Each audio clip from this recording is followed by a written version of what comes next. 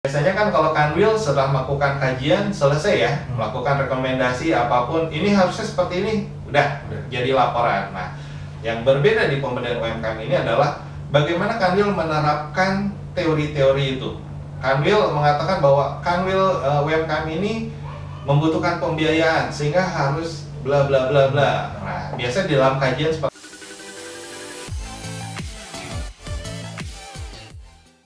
Halo Sobat Musil, selamat datang di podcast Musilin.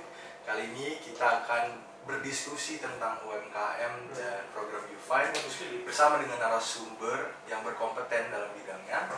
Beliau merupakan lulusan S3 dari University of Canberra di Australia dengan mengambil major Public of Administration, dan sekarang beliau menjabat sebagai Kapil 3 di kantor Direktorat Sistem Manajemen Investasi. Beliau adalah Pak Taufik Damani. Pak Taufik, apa kabar Pak Taufik?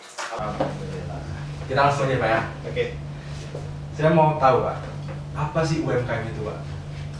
UMKM kalau secara definisi adalah semua pelaku usaha di Indonesia yang memenuhi syarat yang ditentukan oleh Kemenko. Di situ ada syarat-syarat jumlah aset dan omset sesuai dengan kriterianya. Mikro, kecil, dan menengah dan besar.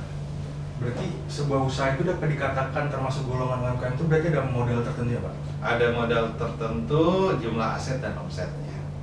Secara detail saya kurang hafal, mungkin sekitar 200 miliar ya, saya kurang. Itu peraturan yang terbarunya Pak? Peraturan terbaru sesuai dengan Omnibus Law-nya. Terus kalau kaitan Direktorat SME sendiri dengan UMKM itu apa Pak? Kalau kita Direktorat SMI, khususnya kita dari Kapil ya, kita memiliki berbagai program pembiayaan khususnya untuk UMKM. Jadi mulai dari awal dulu sebelumnya lahir SMI masih P3, PDI, itu kita udah menyalurkan berbagai program. Kalau zaman dulu kita ada kredit yang targeted ya sesuai dengan sektor, ada sesuai dengan peternak sapi, KUPS, ada petani, KUT. Nah, kemudian pada sekitar tahun 2015-2016 semua kredit program itu kita gabungkan menjadi satu kredit, namanya kredit usaha rakyat. Saya pernah baca Pak, UMKM ini menjadi tulang punggung perekonomian Indonesia. Dia menyumbang aktivitas ekonomi sebesar 61,07% terhadap PDB. Lalu menyerap 97% total tenaga kerja dan menghimpun 60,4% total investasi pemerintah. Bagaimana konsep pemberdayaan yang dilakukan pemerintah Pak untuk menghimpun UMKM yang sebesar ini Pak? Kalau secara tugas pokok dan fungsi yang berwenang untuk melakukan pemberdayaan UMKM itu adalah Kementerian Koperasi ya. Nah, kalau kita istilahnya kita hanya sebagai supporting, jadi kita melaksanakan pemberdayaan itu sesuai dengan fungsi kita, fungsi treasury. Berarti YouFind itu apa Pak? Kalau YouFind itu sebetulnya latar belakang YouFind ini kita balik lagi ya ke tahun 2022. Ketika itu Ibu Menteri Keuangan concern sekali terhadap belanja negara terhadap UMKM. Jadi kita tuh banyak sekali belanja terkait dengan UMKM, namun dampaknya itu tidak terasa di wilayah. Oleh karena itu Ibu Menteri Keuangan meminta seluruh unit eselon 1 di Menteri Keuangan lebih berperan aktif terhadap UMKM ini. Jadi pajak dengan bagaimana mendorong para pelaku UMKM bisa mendapatkan fasilitas perpajakan, bea cukai, dengan bagaimana membantu pelaku UMKM untuk ekspor. Jadi semua unit eselon 1 membantu dengan tugas pokok dan fungsi masing-masing. Pada saat itu di Ditjen Perbendaharaan kita masih berpikir apa nih yang bisa kita lakukan. Sehingga pada 2022 kita membuat crash program karena kebetulan yang terkait dengan UMKM itu cukup banyak di kami di Direktorat SMI, khususnya kredit program investasi. Kita memiliki database UMKM melalui SIKP kita, maka kita membuat program pemberdayaan yang berfokus pada pembiayaan UMKM. Oleh karena itu diberikan UMKM Financing Empowerment pada saat itu 2022. Jadi yang fokusnya adalah bagaimana kita mendorong inklusi UMKM, jadi bagaimana membantu UMKM untuk mendapatkan fasilitas pembiayaan. Mungkin salah satu kendala UMKM itu kan asymmetric information ya. Iya. Jadi masyarakat yang belum tahu informasi apa sih bentuk dukungan pemerintah bagi UMKM. Nah, kita menggunakan kepanjangan tangan kita di Kanwil maupun KPPN untuk menyampaikan informasi tersebut, dan kita juga memberikan one on one ya, satu Kanwil, satu bank pendamping, agar Kanwil itu nanti bersama dengan bank penyalur KUR membantu para pelaku UMKM untuk mendapatkan akses pembiayaan. Berarti Ufine itu termasuk pembiayaan di dalam Ufine juga, Pak? Iya, salah satu core pertamanya adalah itu untuk pembiayaan. Jadi untuk inklusi keuangan dan mendorong debitur kredit program pemerintah untuk naik kelas. Itu pada saat 2022. Namun pada saat 2023 sekarang, setelah kita identifikasi, ternyata yang bisa kita dorong optimalisasi terkait dengan kegiatan pemberdayaan UMKM itu bukan hanya pembiayaan. Jadi bukan hanya KUR dan BUMI, kita identifikasi ternyata salah satu dorongan dari Presiden Jokowi saat itu adalah bagaimana kita mendorong 30% belanja pemerintah untuk UMKM. Oleh karena itu sekarang untuk 2023 kita perluas kegiatan pemberdayaan UMKM kita, meskipun masih namanya Ufine, UMKM Financing Empowerment, kita juga bagaimana mendorong efisiensi dan efektivitas belanja pemerintah APBN untuk mendorong 30% belanja APBN untuk UMKM. Salah satunya tahun 2023 ini kita mendorong onboarding pelaku UMKM untuk onboarding di DigiPay, marketplace pemerintah kita. Berarti kalau misalnya ada pelaku UMKM mau mendapatkan pembiayaan, mereka tuh harus melapor kemana, Pak? Ke KPPN, Kanwil, atau bisa langsung datang ke kantor DSC? Kalau ada pelaku UMKM yang sudah tahu tentang apa itu KUR, apa itu UMI, ataupun apapun program pembiayaan termasuk dari LPDP, mereka bisa langsung datang ke lembaga penyalurnya. Lembaga penyalurnya itu apa? Lembaga penyalur KUR, perbankan. Kalau misalnya KUR itu kan disalurkan melalui perbankan ya, sedangkan pembiayaan ultra mikro Indonesia itu disalurkan untuk lembaga keuangan bukan bank. Nah itu kalau mereka udah tahu, oh ini disalurkan di penyalur mana, mereka bisa langsung ke penyalurnya. Cuman kalau mereka masih bingung, saya pengen dapat KUR, mana bank yang harus penyalurnya mana aja, itu nanti bisa konsultasi ke Kanwil kami, ke kantor vertikal KPPN atau Kanwil. Apa sih program bentuk pembiayaan pemerintah? Nah program-programnya di kantor vertikal kita sudah terinfo semua. Berarti lembaga penyalurnya ini SMV itu termasuk lembaga penyalur apa? Special Mission Vehicle itu lebih ke arah lembaga penyalur program yang spesifik. Jadi kayak misalnya SMV kita punya PIP, punya BPDLH, punya BPDKS, punya LPDB. Mereka punya spesifik program yang terkait dengan tusinya mereka. Kayak PIP terkait dengan pembiayaan ultramikro yang menarget istilahnya pelaku-pelaku usaha yang rintisan yang baru mencoba, masih kesulitan mengakses pembiayaan perbankan. BPDLH dia spesifik pelaku UMKM yang terkait dengan lingkungan hidup. BPDKS terkait UMKM di lingkungan perkebunan sawit. Gitu. Lalu Pak, untuk Kanwilnya, apa saja informasi atau indikator yang diperlukan Kanwil untuk mendata UMKM yang layak diberikan penyaluran pembiayaan ini, Pak?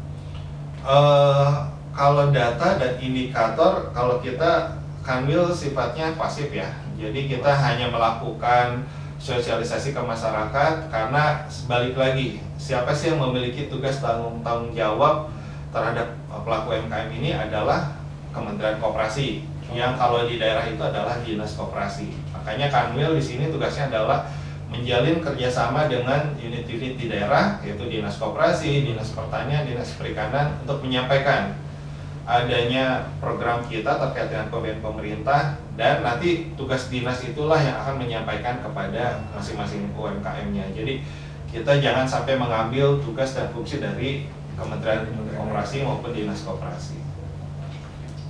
Kalau UMKM sendiri itu berapa jenis, Pak?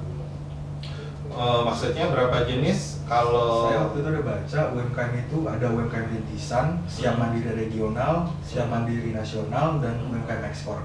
ya, Itu pemberdayaan pendekatan pembinaannya itu berbeda atau sama, Pak? Kalau secara definisi dari Kemenkop itu kan membedakan klasifikasi mikro, kecil, menengah ya. Iya. Cuman kita dari khususnya perbendaharaan kita membedakan untuk ruang lingkup binaan. Jadi kita membedakan antara UMKM rintisan, UMKM siap mandiri tapi levelnya regional. Jadi istilahnya dia baru berjualan tapi masih lingkup satu kota yang sama. Terus ada UMKM mandiri udah nasional, itu berarti dia sudah berjualannya udah antar kota. Kemudian ada UMKM siap ekspor. Nah, kita paham bahwa setiap level dari UMKM itu tentu membutuhkan approach pendekatan pendampingan yang berbeda. Misalnya untuk rintisan, dia lebih ditekankan pada pengenalan berbagai mana alternatif usaha yang ada. Sedangkan orang yang sudah mandiri pada level lokal, fokusnya adalah bagaimana kita ekspansi market mereka dan bagaimana penguatan produk mereka. Seperti itu. Berarti Pak, kalau kita bahas tentang tantangannya, saya ada ngambil 2 poin tantangan Pak. Yang pertama itu tentang permodalan usaha. Ketika pelaku UMKM ini ingin menambah modal usaha melalui pinjaman bank, kan nggak sedikit juga yang tidak lolos Pak dari BI checking. Apakah ada solusi yang memudahkan pelaku usaha Pak untuk mendapatkan akses permodalan usaha? Misalnya kayak BI checking itu dipisahkan data historis dari pelaku usaha sebagai individu dengan data historis pelaku usaha sebagai sebuah bentuk UMKM. Ada nggak solusinya? Nah, untuk itu tergantung ya bentuk skemanya seperti apa. Kalau selama ini skemanya masih KUR, karena KUR itu adalah uangnya bukan uang pemerintah, KUR itu adalah uangnya uang perbankan. Kita hanya membayar selisih subsidinya, sehingga tidak bisa kita mengatakan yaudah orang yang nggak lolos BI checking terima aja. Berarti si perbankan itu akan menghadapi risiko dari gagal bayar. Meskipun dikatakan pemerintah kan sudah menjamin 70%-nya, tapi perbankan itu bukan uangnya perbankan, itu adalah uang masyarakat. Berarti masyarakat harus menanggung 30% dan itu kita tidak bisa. Nah, yang kita selalu sarankan adalah apabila bagi orang-orang, berarti itu kan berarti orang-orang yang non-bankable, orang-orang yang tidak lolos BI checking. Kita arahkan dulu kepada LKBB. Kita bisa, apabila dia bisa masuk ke BPDLH atau BPDKS atau PIP untuk menerima PN Bumi, istilahnya kita untuk membentuk profil kreditnya dulu. Membentuk profil kreditnya. Ya, jadi meskipun dia BI checking nggak lolos, tapi ketika dia sudah mengajukan UMI, pembayarannya lancar setiap saat periode tidak ada gagal bayar, tentu dia akan membentuk BI profil kredit yang semakin bagus. Jadi bank pun akan melihat tidak semata-mata BI checking udah level 4 tapi ini udah ada berjalan nih kredit. Tapi sudah bagus pembayarannya, itu bisa menjadi nilai positif bagi perbankan. Berarti bisa jadi pertimbangan. Bisa jadi pertimbangan gitu. Lalu tantangan kedua itu Pak tentang pemasok bahan baku. Misalnya kita ambil contoh seorang pelaku UMKM nih, kerajinan pakaian etnik daerah. Dia ingin mencari pemasok kain etnik dan penenun di daerah itu. Sedangkan mungkin dia kesulitan untuk mendapatkan informasi seputar pemasok kain etnik dan penenunnya. Apakah pihak kita tuh memberikan satu fasilitas informasi semacam portal atau daftar pemasok bahan baku di tiap daerah Pak, supaya memudahkan pelaku UMKM untuk mencari yang pemasok bahan baku yang mereka inginkan? Untuk sekarang belum ya, tapi untuk kedepannya kita sekarang kan kegiatan pemberdayaan UMKM sudah diarahkan dengan di PKBLU ya. Yang sebelumnya kita lingkupnya hanya kepada penyalur KUR, alhamdulillah sekarang di PKBLU lingkup kerjasamanya semakin luas, termasuk dengan Kementerian Koperasi pun rencananya di PKBLU akan membuat satu istilahnya satu sistem data informasi yang terintegrasi. Harapannya nanti kita akan seperti itu. Jadi mengelingkan integrasi ini UMKM butuhnya apa, di sini ada supply-nya apa. Tapi itu istilahnya long term ya, tidak, karena itu membutuhkan suatu sistem informasi yang terus terupdate. Kadang kita membuat suatu sistem yang bagus, cuman kalau tidak ada update percuma juga gitu. Jadi kalau rumah produksi itu apa? Kalau rumah produksi itu rencananya bukan untuk bahan baku, tapi itu terkait dengan mesin pemrosesan.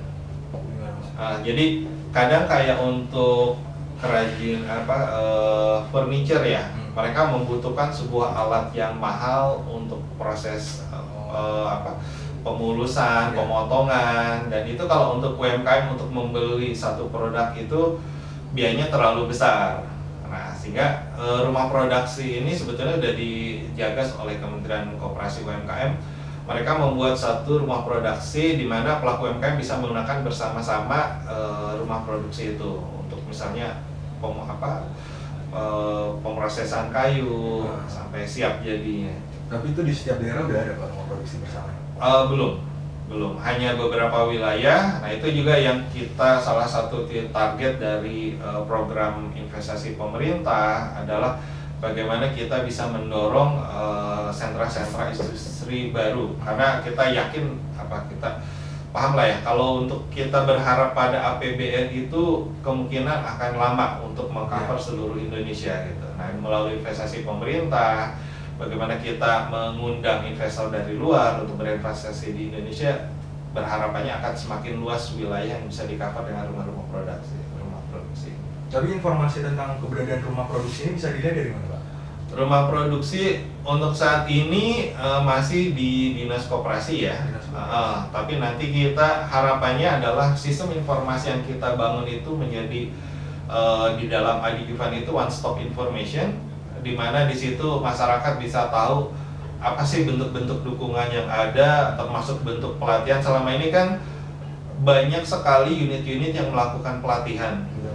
Kementerian Agama melakukan pelatihan koperasi, Kementerian Kelautan pelatihan juga, semuanya melakukan pelatihan UMKM.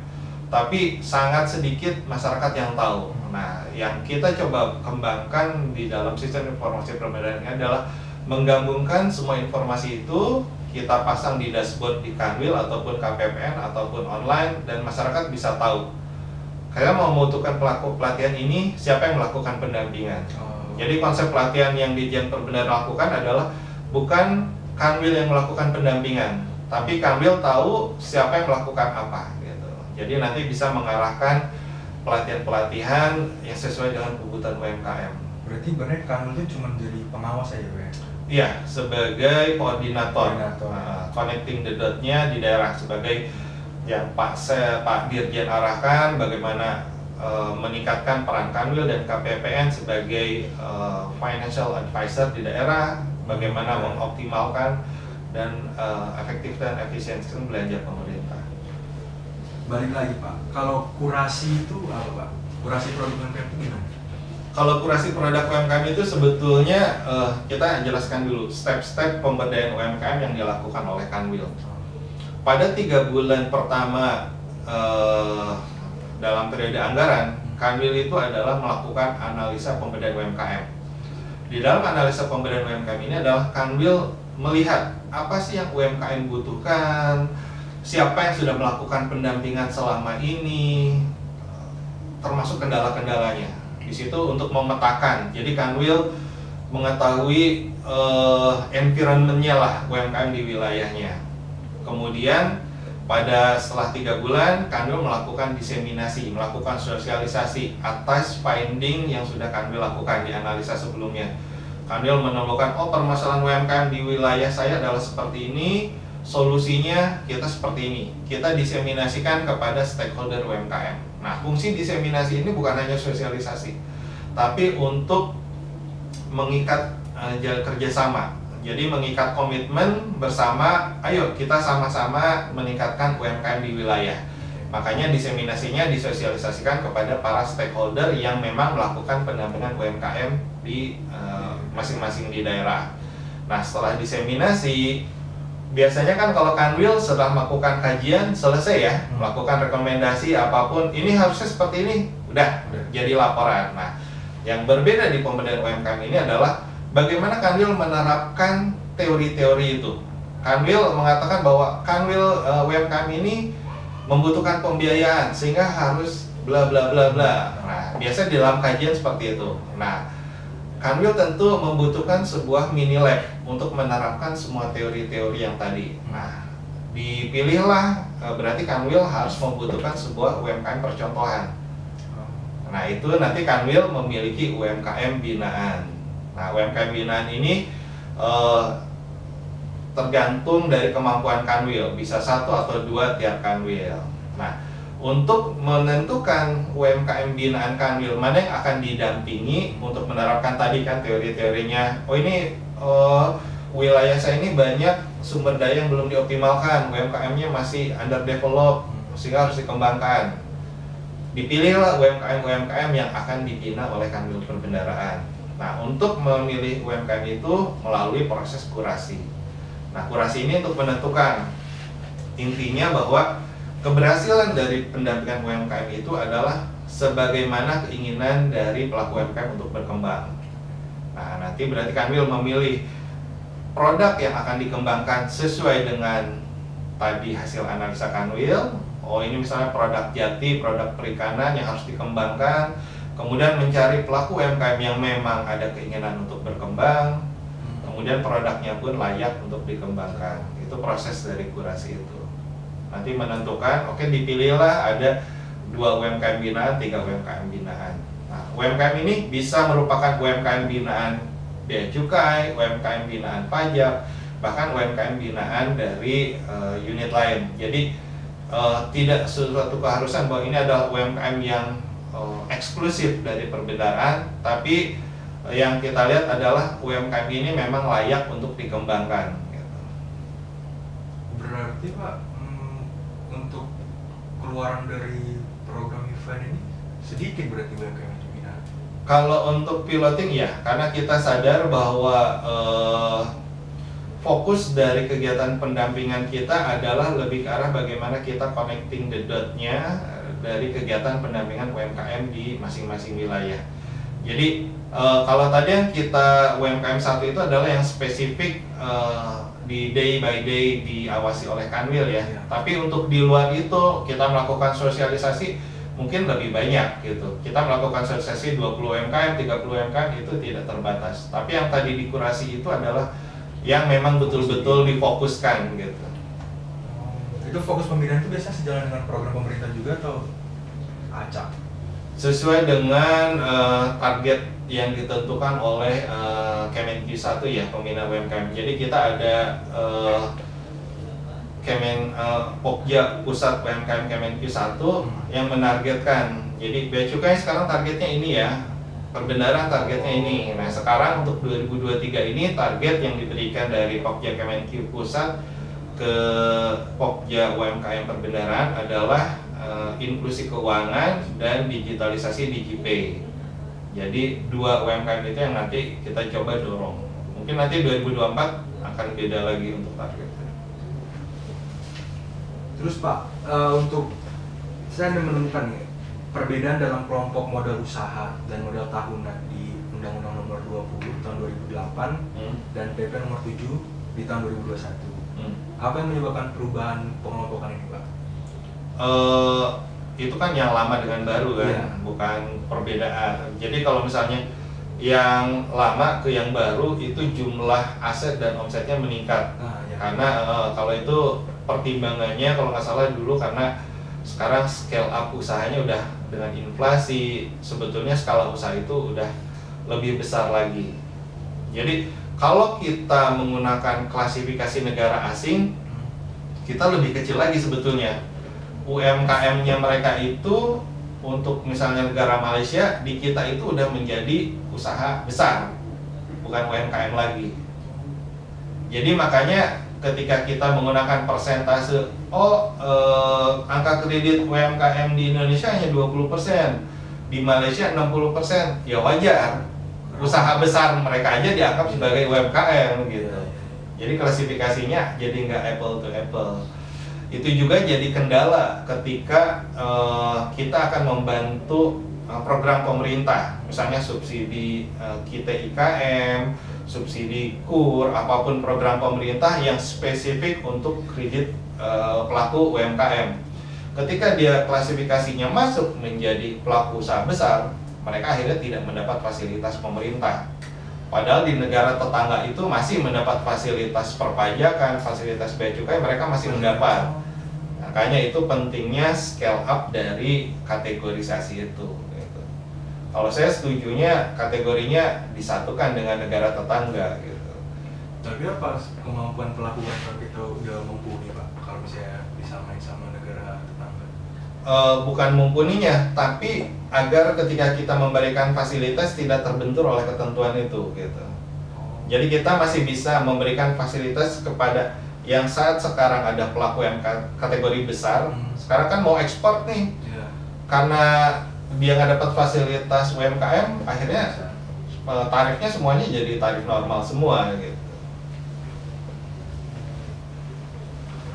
Berarti Pak ketika pandemi COVID kan UMKM itu banyak terpaksa tutup tuh, gulung tikar dan segala macamnya. Itu peran kita untuk menstimulasi pembiayaan UMKM pasca pandemi itu selain event ada lain nggak Pak? Kalau event itu kan program pendampingan ya. Kalau stimulun bagi pelaku UMKM selama pandemi COVID, kita kan ada program pemulihan ekonomi nasional (PEN). Nah kalau di kita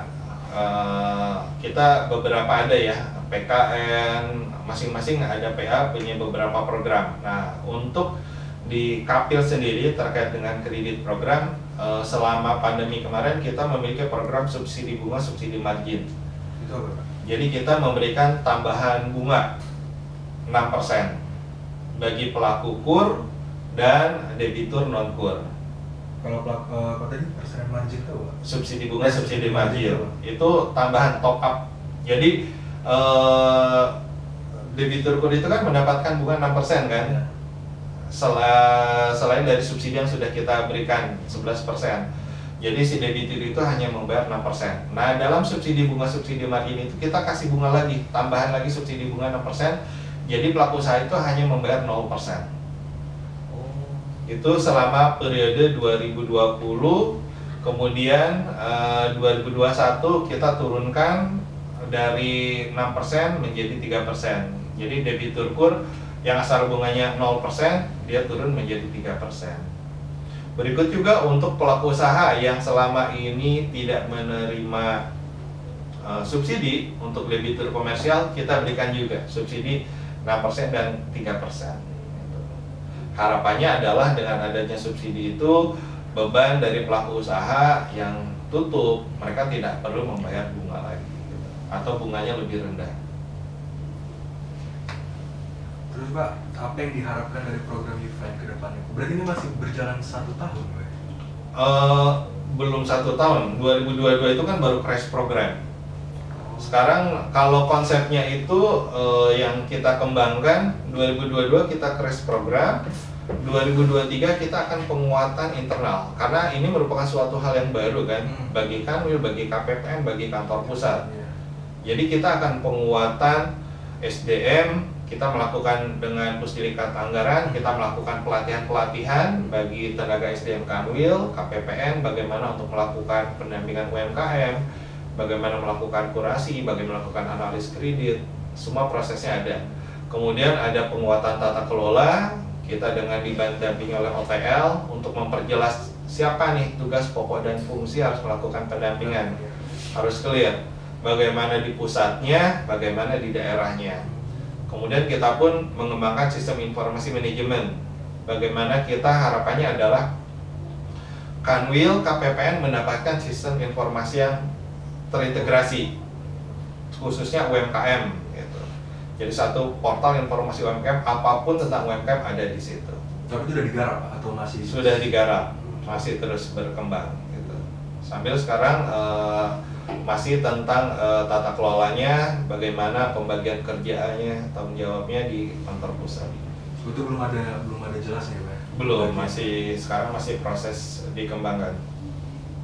Nah, untuk Sobat Musil, terima kasih banyak telah menonton podcast kali ini. Jangan lupa like, komen, dan subscribe, serta share link video podcast ini ke teman-teman kalian. Sampai jumpa.